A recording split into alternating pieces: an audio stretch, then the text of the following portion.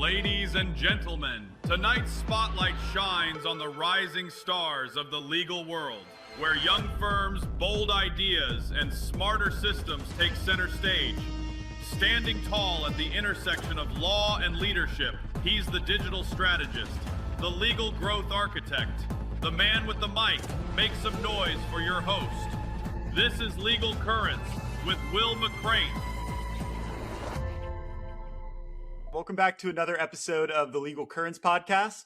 Today, joined by Gary Sarner, a man who needs no introduction. And if you have been on the road to any conferences, any events over the span of the last 3 to 4 plus years, you have certainly had a conversation with Gary as well. You have felt his energy, and I'm really excited to have him on the podcast today to talk a little bit about radio and how that plays a part in a modern law firm's strategy. Gary, I would not do you any justice if I tried to introduce you myself. I'd love to hear from you and have you introduce yourself to the listeners. Well, first, thanks for having me on, Will. Gary Sarner, ROI 360 Plus, the radio experts. It's all about you, learning, and if there's a way that we can help, I'm here for you. Love it. So, Gary, I know we were just talking a couple weeks ago, and the start that you got to ROI 360 Plus, or really even into the legal space in general, is something that I thought was super fascinating. I don't know how many people are familiar with your story, but tell us a little bit about how you got to where you're at today. Wow. So that goes back to 2013. I was working for radio stations here in Miami, which was my entire career. And there was a lawyer, Mark Anajar, and his firm, Anajar and Levine, that was not happy with what was happening at a radio station. And the conversation was pretty loud. People heard it throughout our building. And I went into management and I was like, guys, I know the Anajar family. I don't know Mark.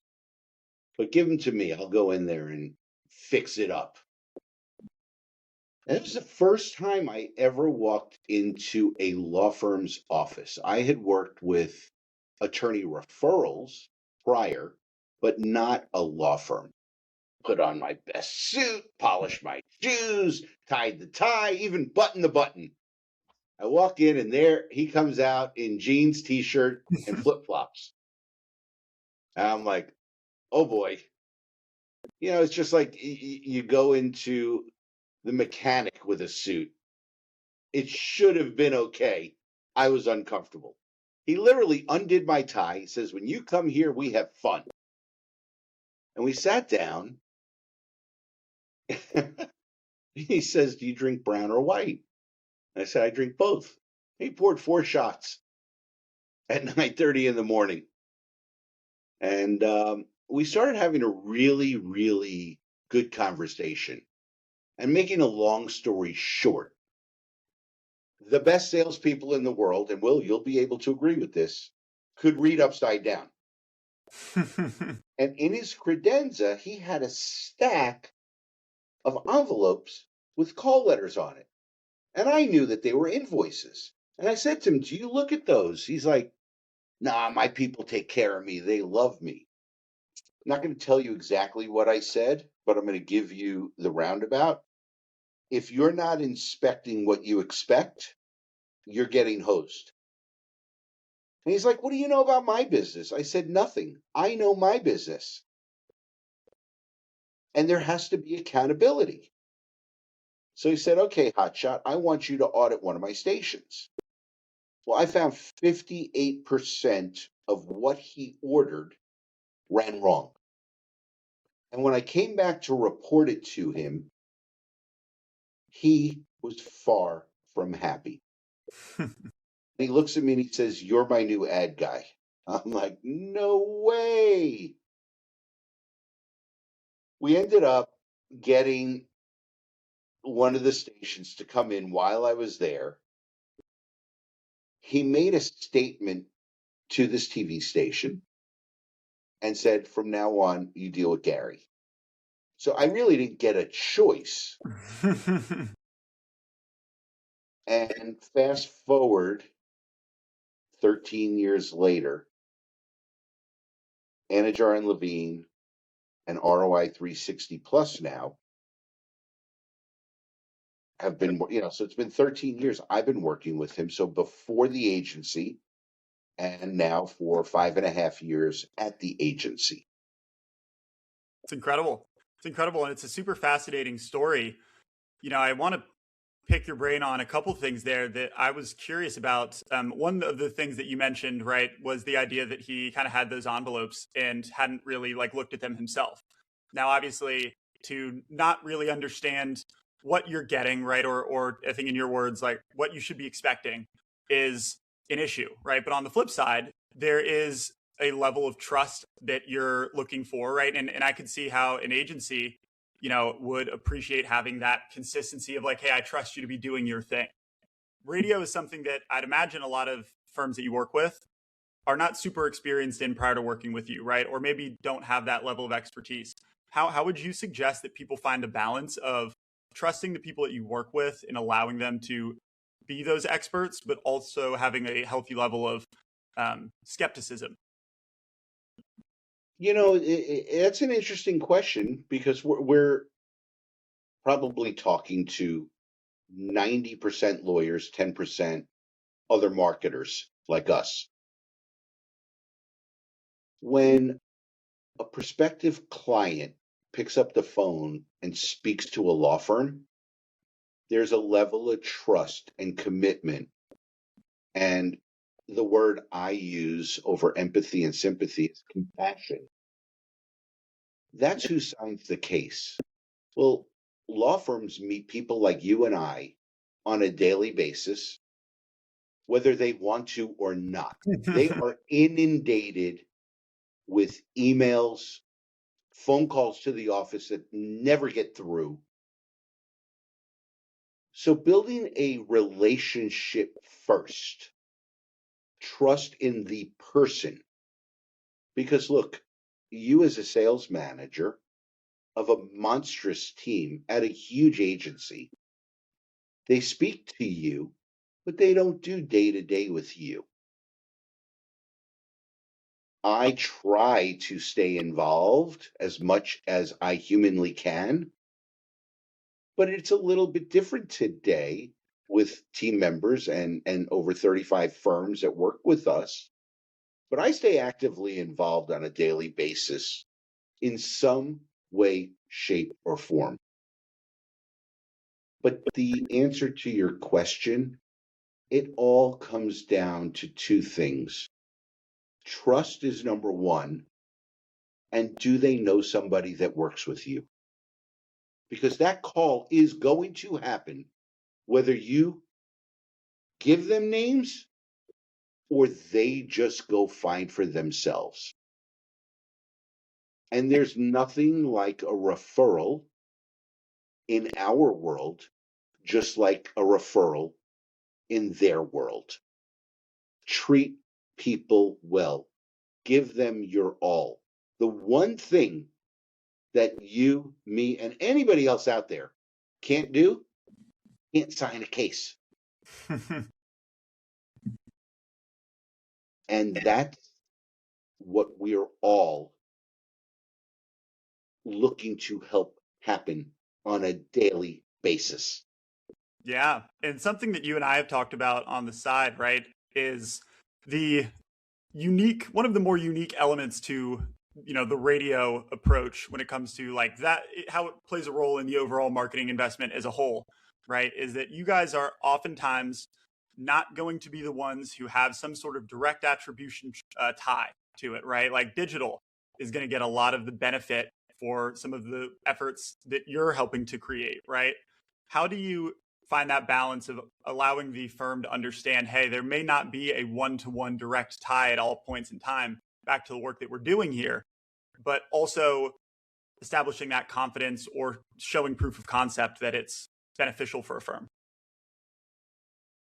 So it's funny. I actually say to anybody that I sit down with, I'll ask them, who is working with you for your website, your SEO, your PPC, your LSAs, your GMP, everything online? Because that is the law firm's home today. It is not the building that they're in or the 20 offshoot offices they may have in a state. It is the website. So once I established that, and let's just say it's BluShark, the first thing I'm going to say is, okay, Mr. and Mrs. Lawyer, if we work together, I'm going to make Will look better than he looks already. Because nobody in today's world is going to say, oh my God, I heard you on WXYZ radio, I saw you on WTPP TV, or I saw your billboard. 90+% go to Google. Now, our hope at ROI 360 Plus is that they type in the law firm's name. Yep. We're building the brand. But if you are doing a great job and you handle all of it, they're going to show up at the top of the fold and all that paid. So they may pay for a click. They may pay for a call. But did the brand help make that choice? Because they were familiar and they liked the story that the law firm was telling, whether it be in radio, TV, or their billboards. Exactly. Yeah, spot on. The conversion piece as well, right? Like, obviously, there are things that you can look at when it comes to branded search, right? Search volume. There are ways that you can make an educated decision or, an educated guess that the conversion that, quote, came through digital, right, was really supplied and was made prior to them getting to your site. The piece that is a little bit more difficult to track, but is very much a part of the overall experience as well, is to what extent did this help us convert upon that visibility? Because visibility in itself doesn't mean anything, right? And so I couldn't agree more that we're all sort of working on a team in that regard. At the end of the day, last touch attribution is important, but maybe it isn't as important as people think. And there's decisions that are made by law firms across America based on last touch attribution. I have seen it firsthand. I've heard about it second and third hand of a firm going on radio, TV, or billboards. It doesn't matter which one. Well, I've been doing this for a few years now, and nobody mentions any of those things that I'm doing. It's always Google, Google, Google, Google. Great. But guess what? If they don't know who you are, why are they going to choose you over one of the 13 other firms that they see on Google who actually have a brand? Morgan & Morgan. Okay, they are everywhere. Everywhere. You can't miss them in any market that they're in. But they don't have a huge market share because their marketing resonates with some. It doesn't resonate with others.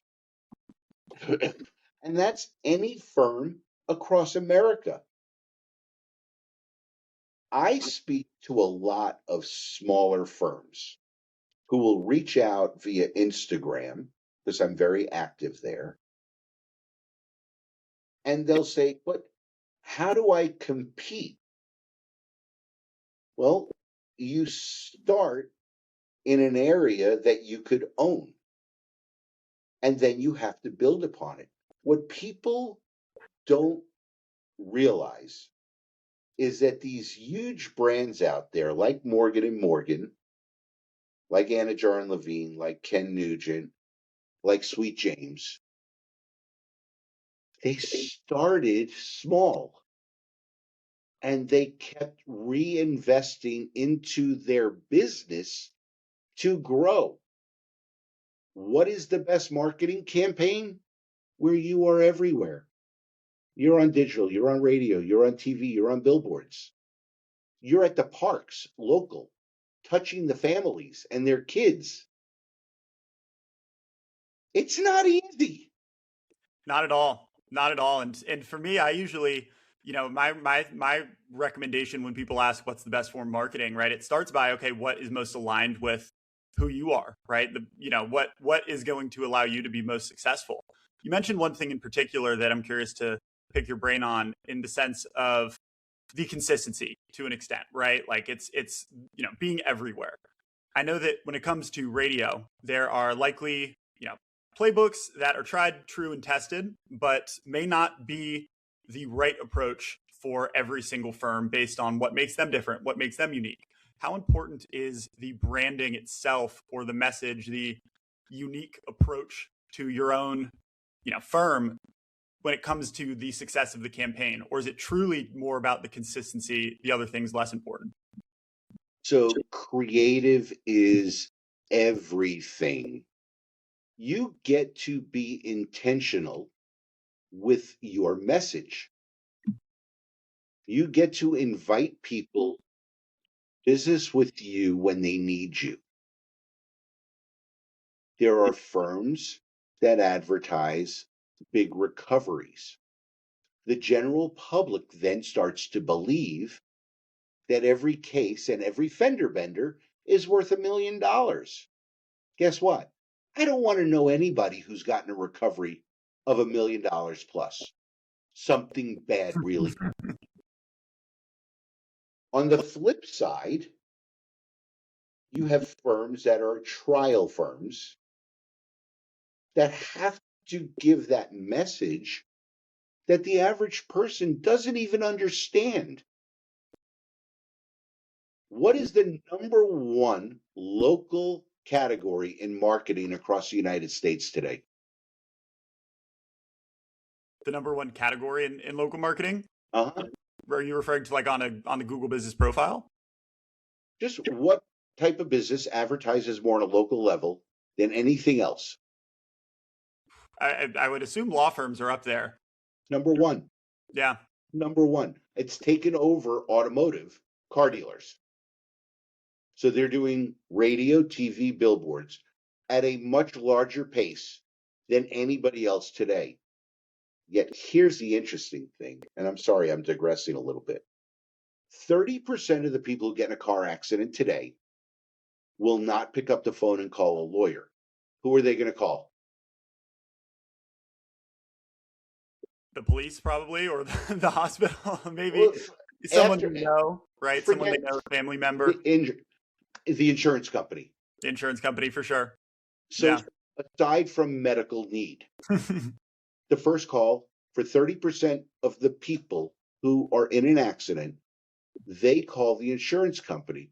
Because think about this, if you take all the law firms that we know and all the marketing they do on digital, TV, radio, and billboards, it's a pimple on the insurance company's ass. You're in good hands. No, you're not. But that is branding. Yep. And that matters.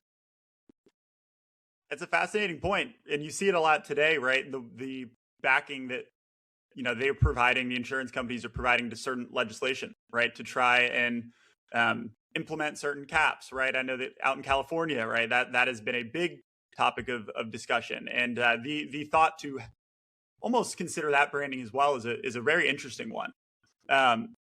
When it comes to giving like radio a fair chance, right? I'm curious, what would you tell somebody who is coming to you saying, Gary, I want to give you everything that you need in order to allow this to work, right? I understand that results can be a tough thing to measure, but what should I be looking for? What is a fair amount of time, and what progress is a reasonable amount of progress? So one of my favorite sayings to people is marketing campaigns are built in years, not weeks, not months. And I don't care where you start, whether it's in SEO, pay-per-click, radio, TV, billboards. It's not going to happen overnight unless you get lucky. And some do get lucky. So I speak of the word patience, which everybody says they're patient until one thing happens. They write the first check. Then we all become professional handholders. Yes, they trust us and all the people that do what we do. And there's many great ones out there. But once that cash is out of their bank account, they want results. And 90% of the time, people forget about the conversation about patience. Spot on. We see that ourselves as well, right? It's very easy to be aligned going into a partnership 9 months in, right? That alignment is oftentimes forgotten. And so there's, at least on our end as well, that element of consistently reinforcing, right, the expectations, progress along the way, talking them through certain things. I'm not envious of your guys' position, right, where you don't necessarily have as much data and, perhaps, right, depending on the digital agency that you're working with, access to any data whatsoever, right? It is to a degree dependent on the firms providing that and the agencies sharing that information. So well, we do have access to read-only data on most of the firms we work with. Yeah. Which I think is very important. I would say it's essential. Yeah. We're not looking to beat up anybody else on the things that are there. But most digital agencies are also not looking at their branded search, because what's happening on Google or in the whole AI world now, that's where you guys help them. So the focus is different, yet it should be together. And there's very few firms that ask for meetings of their digital agency and their radio TV agency together, where that is very, very beneficial. I like to say to the firms we work with and the firms we potentially will work with, if we understand their average fee and we understand their full marketing budget, how is that fitting together? Because if you are going like this, I'm sorry you can't hear, going up, if you're going up, where it's coming from, I don't know if that is the most important thing versus how many did you miss in intake? Looking in the mirror, and no different for me or you. What are we doing to help our partners? What are they doing to help themselves? And it's really a hard conversation, right? I don't know what you guys do at BluShark, but we do a lot of ghost calling. We do it as well. We secret shop their intake. Yep. I heard a call the other day. I'm not going to mention the firm. And, hi, I'm calling you about a death. Oh, we only handle car accidents. They hung up. Where was the compassion of, oh my God, I'm so sorry you are dealing with that. We're here to help you. Somebody was trained to say we deal in car accidents. That death may have occurred in a car accident. It may not have. But man, I would have wanted a full conversation there. And if nothing else, right, you want that brand to be one of, being warm, of welcome, right? If I can't help you, let me get you in touch with the right people. The intake side of things is so crucial, because without a strong intake, it doesn't matter how great either of us are doing in our respective roles of marketing. We're not set up to be successful, right? And these are important things that firms oftentimes overlook. And no different than conversations I have and you have with firms across America who say, hey, do you know somebody in this space? Why? Because they trust you, they trust me. Who are we going to refer to them? Now, we're in a funky world in our space. There's more and more people coming in because they see fast money versus doing what's right for somebody. And, that's something I learned a little bit later in my career after I had opened up a franchise and I had to put money into marketing. And I'm like, I don't have the money for this. I'm not going to get an ROI. And I immediately switched the way I did business in radio as to who I would work with, because I don't want anybody choking because they're investing on something. And here's the interesting thing, and I'm going to challenge you. I haven't figured it out yet. Tell me one other business in America where you invest in marketing and you don't get paid on average for 14 months. Nothing that comes to mind, to immediately. It's a, maybe in the athlete world, right? You're writing contracts before the season starts or before the performance is there, but you're absolutely correct, right? Getting the case in is just the first step, but oftentimes that actual return is far down the line. Far down the line. And it takes a lot of great work from a lot of great people within a law firm to get it from prospect, signed case, medicine, negotiations, or trial. So again, another one of my favorite lines is great legal work matters. And I'm sure you have heard from bottom to top some pretty wide numbers on average fees. Pretty easy to figure out what kind of legal work they're doing.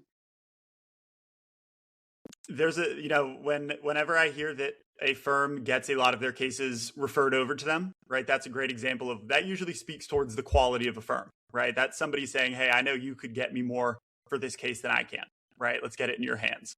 Things like that. I have a very interesting story. I spoke at TBI in San Diego in 2022. Was that your first speaking as well? I think I saw, right?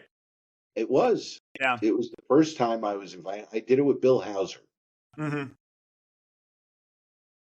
And there were, 2,100 people at that TBI conference and 8 people in the marketing room.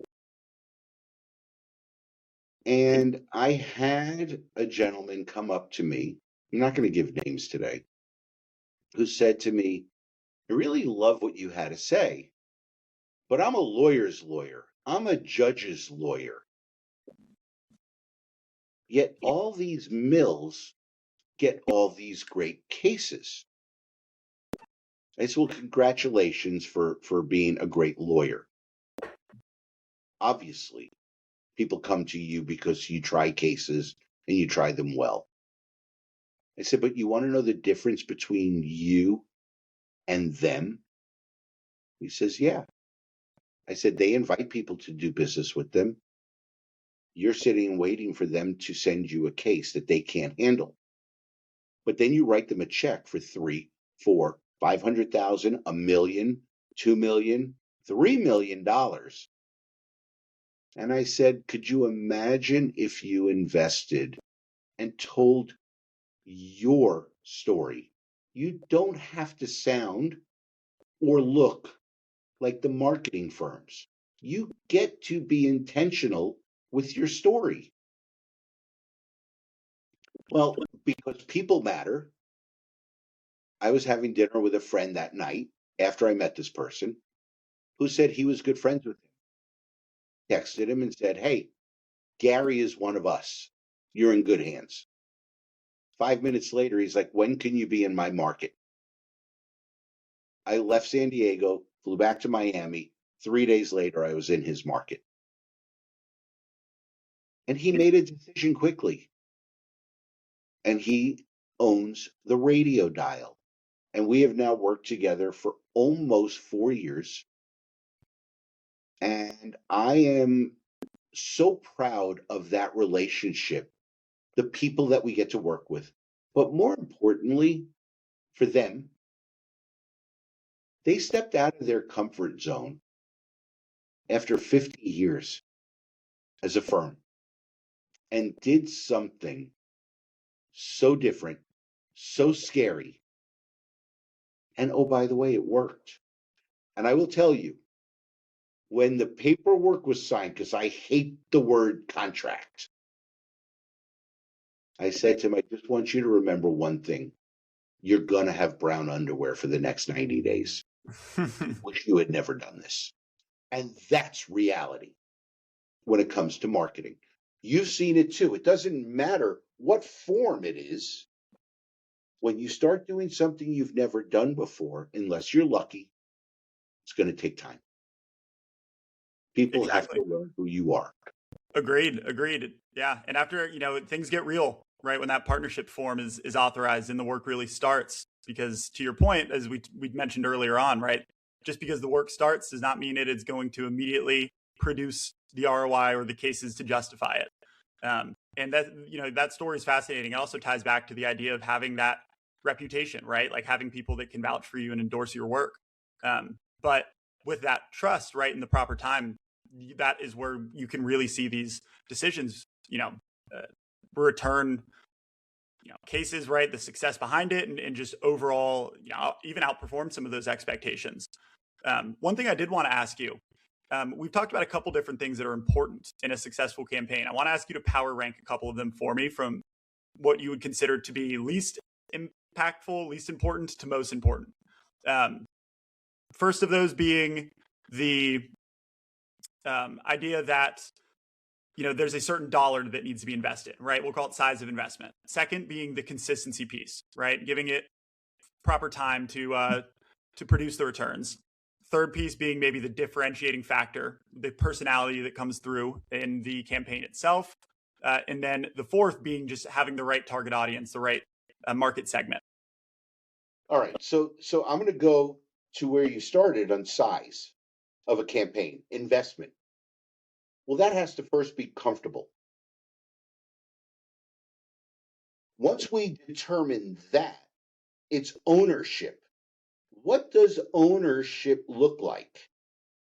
Now, you could own a medium, radio, billboards, TV, by having more share of voice, share of ear, share of eyes. Or you could bring it down a level and say, I want to participate in the African American market, the Hispanic market, the white market. Now, I don't know what your conversations are like. I can only speak of mine. And most firms want the African American or Hispanic market over the white market. You ready for some statistics? Let's hear them. Pick a market, any market in America that has 1 million residents. Okay? 1 million residents is going to have 20 to 30,000 accidents that year. But they are going to mirror the population. So if the population is 50% white, 25% African American, 25% Hispanic, and obviously I'm making this all up, that's where the way the accidents are going to play out.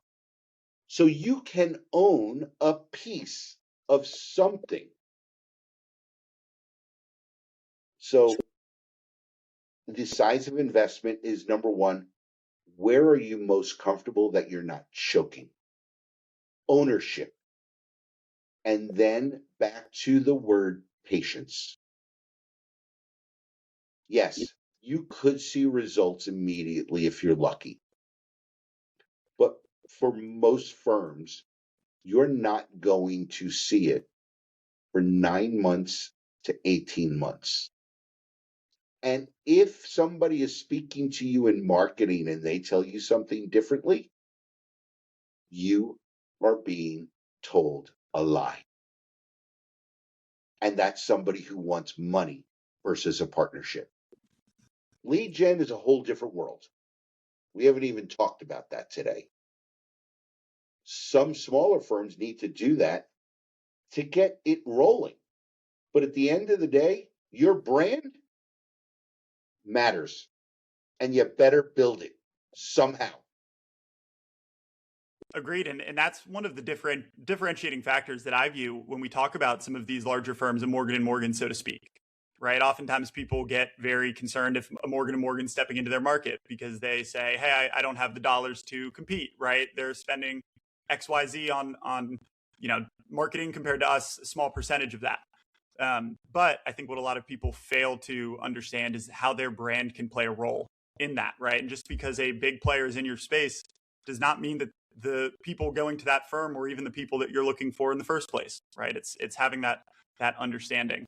I don't remember. Were you at the Morgan conference in Vegas? Not this year now. Okay, so he had the Grow or Die conference. Mm-hmm. I went out there.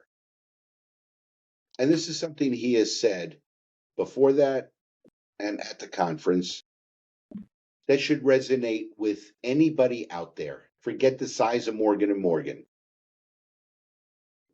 He said, and I'm paraphrasing, so I might screw this up a little, but I'm going to give it my best shot. If we come into a market, we are going to outspend everybody. But it could take a year, 2, 5, maybe longer for us to become profitable. He said, I get tax write-offs, which help along the way. But when the spigot opens, it's Niagara Falls. Think about that. If you're a firm that's doing 4 cases a month and you go to 8, that's Niagara Falls.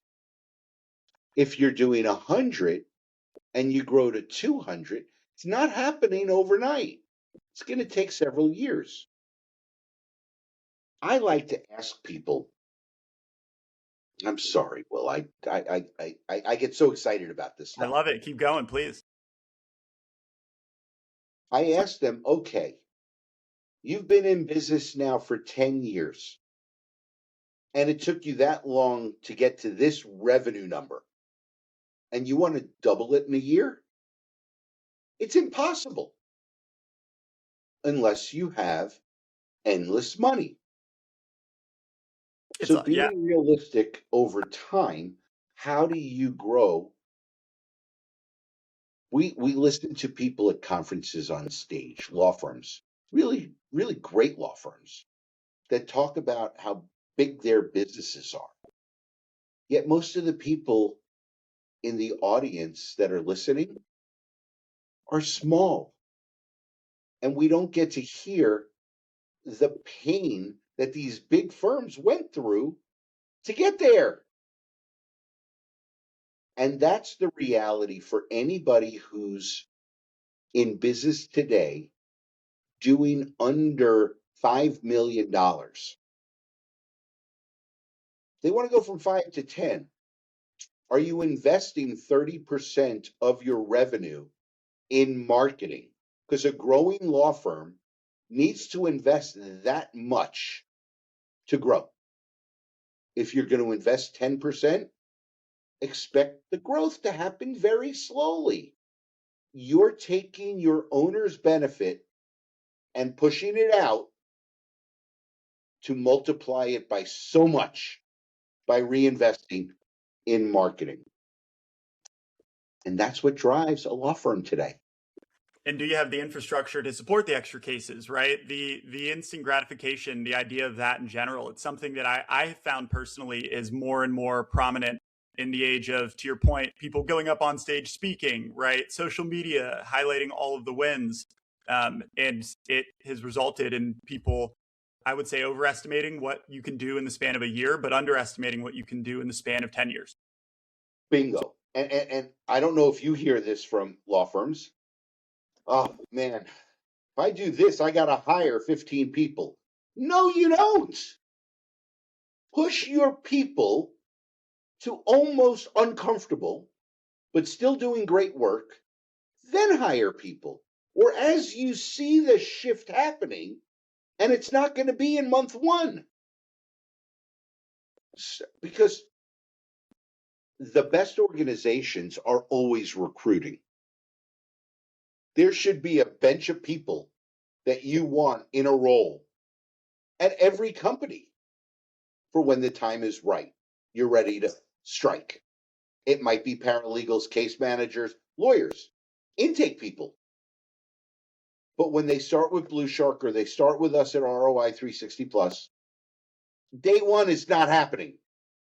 You don't need more people. You need to let it start to happen. Agreed. And then Agreed. Start. Agreed. And, all the while, right, throughout this process, we also have the cost of inaction that we're weighing, right? If the goal is to be here by X number, of years down the line, right? X, whether it be revenue, whatever that goal is, right? Those processes need to be initiated early on. So couldn't agree more. Before we wrap up, I had a couple rapid fire questions for you as well. One of them, nothing crazy here, but for me, when I was thinking about questions that I wanted to ask you specifically, I think about the brand that you built for yourself on social media. And one of the things that you post more often than not is a morning picture, cup of coffee, right? Something along the lines of make today great. And for me, I couldn't help but see certain parallels in the consistency that you take in your day-to-day life, the social media side of things, your own personal brand, alongside the consistency of showing up in radio, right? And I'm curious if you feel like one of those came first, or if it's a chicken or the egg situation. So it's funny. Before I started going with Make Today Great, I had positive over negative with my coffee cup. And I do believe in consistency of the brand. And I do practice what I preach to everybody and to my children. You have to be real.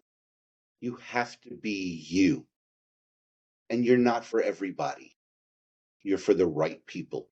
Just don't hurt somebody. It's good advice. It's good advice. I've got 2 lawyers. 2 of my 4 kids are lawyers. I've got one that runs an executive search firm. And then I've got one going to dental school. They're all very different. But they are all one thing. They are all good people. And when you be a good person first, everything else will follow. Some people don't need to make $1 million. Some people are very, very content. Gary Vee talks about this all the time. He's got friends that make $60,000 a year and struggle, but are the happiest people on earth. And he's got multi-billionaire friends who are the most miserable people on earth. So finding who you are and being authentic is important in business, in life, and in messaging. So, when I say make today great, I mean it. I want you to have a great day. Jen Gore, she came up to me at one of the conferences and she's filming as she's walking up to me. Gary, why do you point in every picture? And I don't have to think about my answers ever because it's about you. It's not about me. I'm going to do okay if I do what's right for you. Always. Love it. And that goes back, something I always like to talk about is increasing your surface area for luck, right? Doing the small things that increase the, area for something lucky to fall into your plate, right? And it starts with those tiny interactions. To me, when you say that story as well, that also makes me think, it doesn't matter why you point. All that matters is that people know that you do it. And that comes to mind, right? That's a part of branding as well. Even the shirt. I mean, today's very subdued.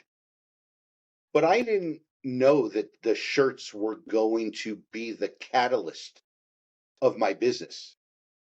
I was embarrassed beyond belief to put on the clown shirt the first conference I went to. But I got 20 compliments in 10 minutes. And then I changed at lunch. You know, my better half said, this is the way you do it. And I listened. And at lunch, all of a sudden, you're the Loud Shirt radio guy. And weren't you wearing something different? Yeah, I was. People notice. People look for people that could be a part of their circle that will help them. Sometimes some of those people are very selfish. Most of the time, they're not. Fully agree. Fully agree. Especially in the world that we're both in when we're attending conferences, right? There's hundreds of thousands of people at times wearing all the same suit, right? Look exactly the same. How do you stand out? That's a huge part of it. I'm also curious, what's your favorite cup of coffee? Like, give me your go-to. What's your order? Black. I will not use the word venti or any of those funky sayings in a. By the way, one of my biggest pet peeves is buying coffee at Starbucks. I will do it in a hotel or the airport. I'd rather make my coffee at home. I'll drink 6 cups before I leave. In my office, I have a Keurig machine. I actually have a very fancy DeLong coffee maker that was gifted to me. Yeah. That I don't have the right spot for. One day I'll open it. Do I love a good cup of coffee? Yes and no. It's just something that I have to have because otherwise my brain doesn't work. Yom Kippur, every year I don't drink or eat anything, and I get the worst caffeine headache you could imagine. One day I might slow down. It's not today. For now, it's 6 cups a day. One other thing that I learned about you was if my research is accurate here, that you grew up in a family business, right? My grandfather was in the furniture electronics business. My mom's dad. My father worked for him after they got married. And he eventually figured out that, hey, I better open my own business if I'm going to be as successful as I want to be. And he picked us up and moved us from New York to Atlanta in 1976. And it's interesting, he opened the business with probably 15,000 cash and everything else on consignment. You couldn't do that today. He was a pioneer in the consumer electronics business. He was a pioneer in consolidation before consolidation was cool. He put me on the sales floor at 13 years old, selling something that you probably never used, a cassette tape. Got some in my childhood bedroom, I'm sure. But I learned a lesson from my father when I was about 14 and a half, 15. And now I had free reign to the sales floor. And I loved stereo equipment, whether it was for the car or the home.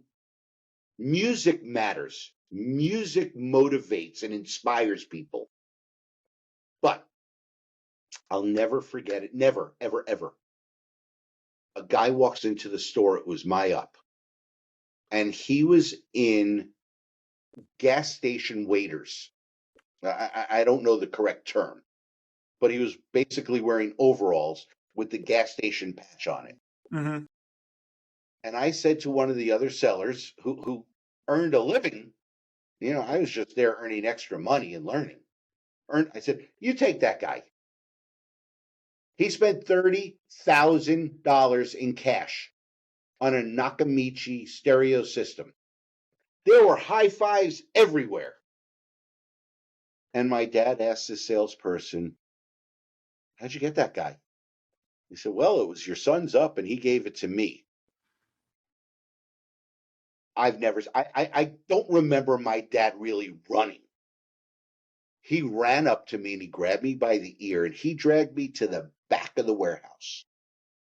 And he says, the next time you ever judge a human being by the way they look is the last day you'll ever work for me.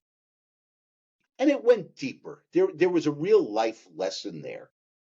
He actually took me the following weekend to go buy a Mercedes. And he put on shitty jeans, a white t-shirt, all gross and dirty. And for 35 minutes, nobody came over to talk to us. And he said, this is what happens when people judge people. And he walked into the sales manager's office with a check and said, here you go. I want that car. So I learned young to really think about how you treat people. And look, it's a lot of hard work because I think I am a very, very, very good servicer. And I expect that same level of service everywhere I go. It's taken a lot of time and wisdom to not have that same expectation. And I'm going to just throw this back at you a different way. You're a sales manager, right? You have sellers under you. They're not you. They can't do it your way. They have to be the best they could be. How do you inspire them to reach that level? So I guess part of this is, how do you just inspire people to have a good day and make today great? No, I love it. And it's a message that people, it's easier said than done, right? But step one is to show up, right? You show up, put full effort into making every day as best as possible, right? That effort absolutely compounds. And it reminded me quite a bit of what we're talking about here when it comes to radio, right? It's that compounding effort over time that really produces the strong return as a result of it, right? Consistency in anything you do in life will pay off. Yeah. Good or bad. Yeah. Yeah. One of my favorite quotes is the idea that discipline wins over motivation, right? Every time. It's easy to be motivated, but you're not going to have motivation every day.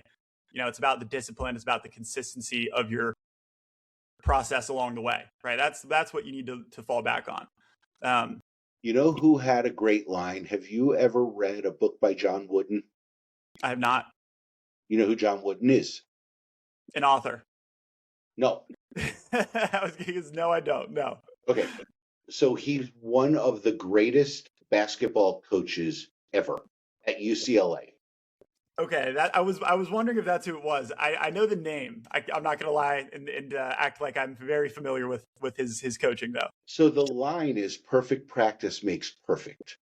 But what he did with his teams, first thing they had to do, the new team is together for this year. Everybody sat down and they had to take their shoes off and tie their shoes. Everybody ties their shoes, puts their pants on the same way. But here's the key to his success. His starting five in practice had to play against 10. So when they played a game against 5, they were like lightning speed. I think you'd enjoy reading, as a leader, John Wooden's outlook on how basketball in life should be.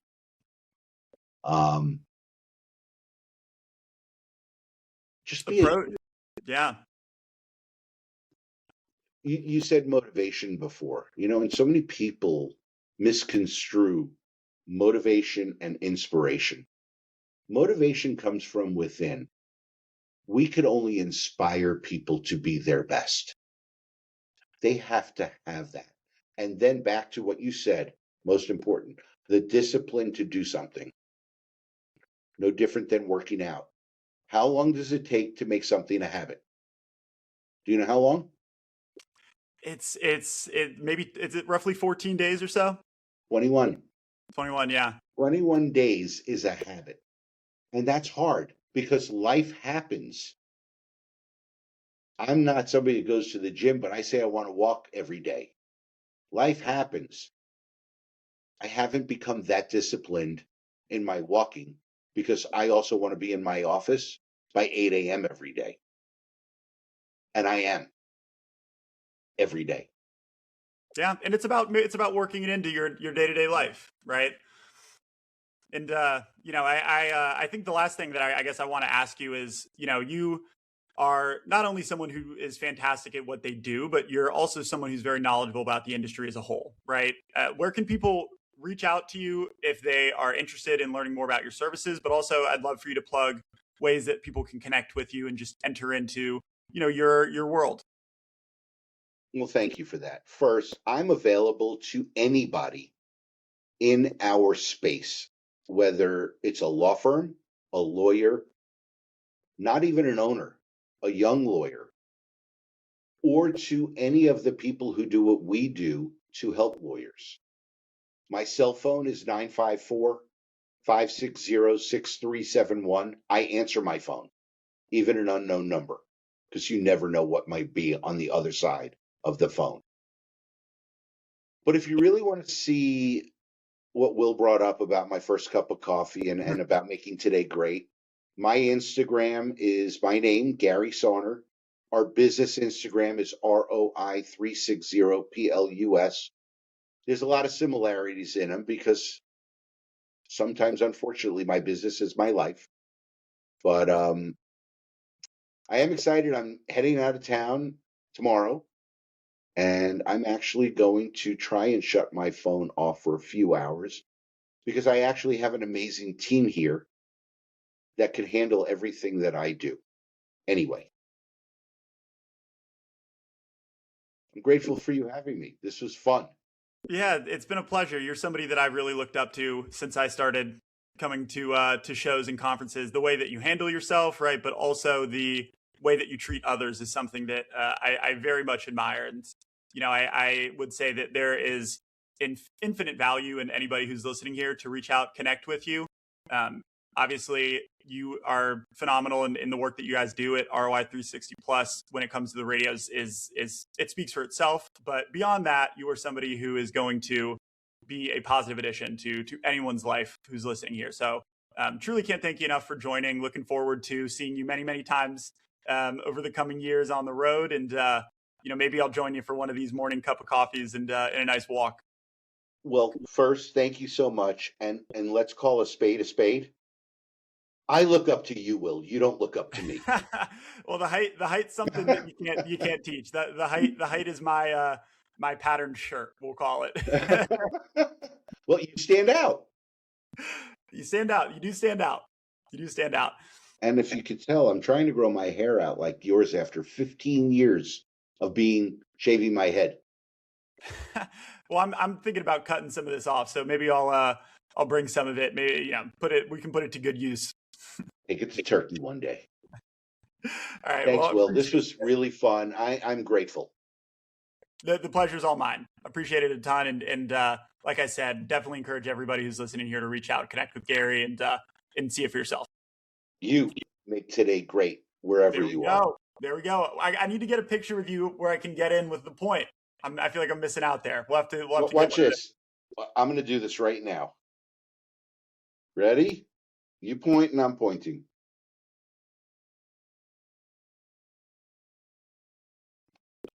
There'll be a post, maybe with a cup of coffee. Love it. Love it. All right. Appreciate it, Gary. Thanks, Will.